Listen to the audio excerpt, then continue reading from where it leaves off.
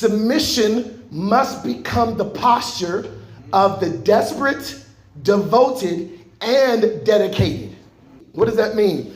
If your submission is a byproduct of your desperation alone, then desperation will become your norm.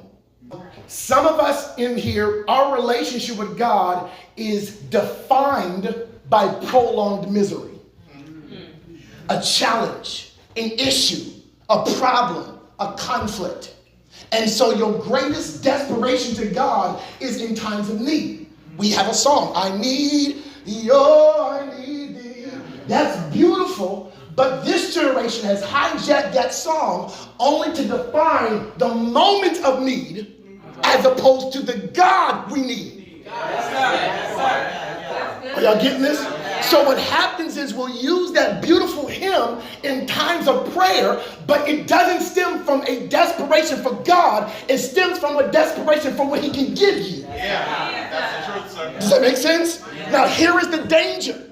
God is so committed to you that if your desperation draws your focus to him, he will create a lifelong journey of desperation, because that's when he hears you the most. And my prayer is that our altars will not be a consistency of desperation, only because we have yet to mature to a place of devotion and discipline and dedication. Does that make sense? So what we do, pastors, we train the young people to come to prayer and worship God and seek the Lord, and that's great for foundation. But then there comes a time where you and I have to mature to a place where even if I don't have a need, my cry to God doesn't change.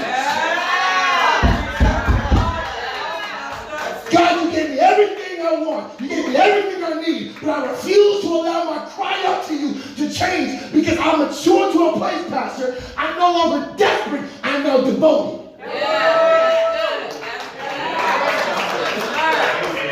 This ring on my finger is a sign that I'm in covenant to one woman. For 12 years, we are in covenant. We are not in the same room, but my devotion doesn't change just because she's not in the room. I'm still a husband. That is my responsibility to be a husband. But the question in this generation, God is saying is, if things get crazy, do I have to question your devotion to me? When things are chaotic, do I have to question your dedication? If that's the case, then get ready for a long ride of desperation. And my prayer, Rashad, is that we don't become men and women who get stuck, Ebony, in a space where God can only hear you when things are hard. Because God is after our submission. Yes, sir.